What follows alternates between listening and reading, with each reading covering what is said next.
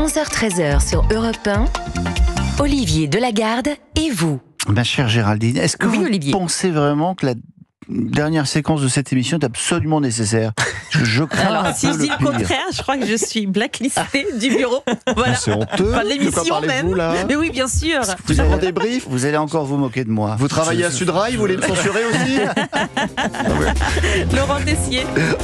La publicité, tiens, pour le livre du président du Rassemblement National, Jordan Bardella, ne sera pas diffusée dans les gares. L'entreprise qui gère les panneaux parle d'une affiche qui ne respecte pas, je cite, les principes de neutralité. À la manœuvre, ce n'est pas surprenant, des syndicats de la SNCF comme Sudrail. Fabien Villedieu, délégué syndical, nous a répondu tout à l'heure dans l'émission. Ce qui était en train de s'organiser, ce n'était pas du tout de la liberté d'expression, mais c'était une campagne de propagande dans toutes les gares de France qui gênait évidemment Sudrail, mais qui aurait gêné énormément de gens. Vous imaginez, vous vous retrouvez à aller bosser dans votre gare et vous voyez la tête de M. Bardella avant d'aller bosser. Je pense que ça aurait posé un vrai problème de société et ça, ce n'est pas la liberté de l'expression. Jordan Bardella parle d'un acte de censure inadmissible. La direction de la SNCF a cédé à des syndicats d'extrême gauche, à la pression. Thierry Mariani, député européen du Rassemblement National, est intervenu dans l'émission sur Europe 1. C'est un acte de censure évident. On est dans une démocratie, mais il faut pas avoir certaines idées qui pourtant sont plébiscitées par les électeurs. La campagne de publicité, elle a existé, on a vérifié pour M. François Hollande. C'est-à-dire, il y a les bons politiques et les mauvais politiques pour la CGT et les syndicats. Voilà. Un que nous n'avons pas encore censuré, mais ça ne saurait tarder, c'est Alexandre Omar. Monsieur Omar. Alexandre Omar est un imitateur, paraît-il, absolument fascinant. Oui, fascinant. Oui. Bon.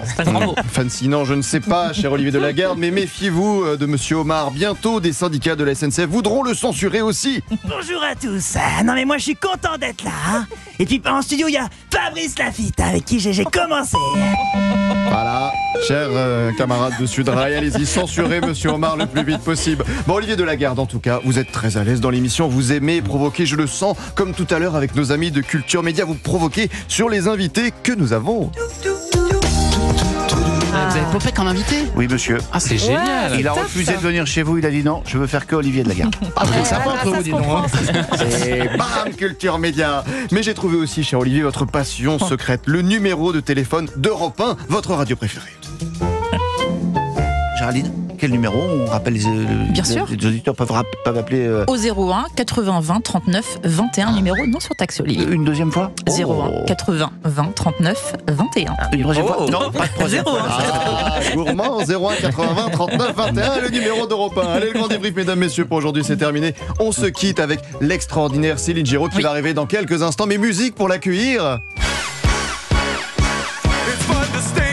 Céline Giraud pour les infos. On est toujours pas au point, c'est une catastrophe. On va pas faire long feu, hein. Vous n'avez pas chanté, Olivier? Ça la fait pas venir d'ailleurs. Hein. Ah, si, Non, dans ma tête. non, on va recommencer pour vous entendre, Olivier. Céline Giraud. Non, Géraud. Oui. On recommence? C'est pas grave. Non, là on n'y est pas, on aurait dû faire une répète. Ouais. Et du coup, il ne vient pas, parce que la performance n'était pas au point.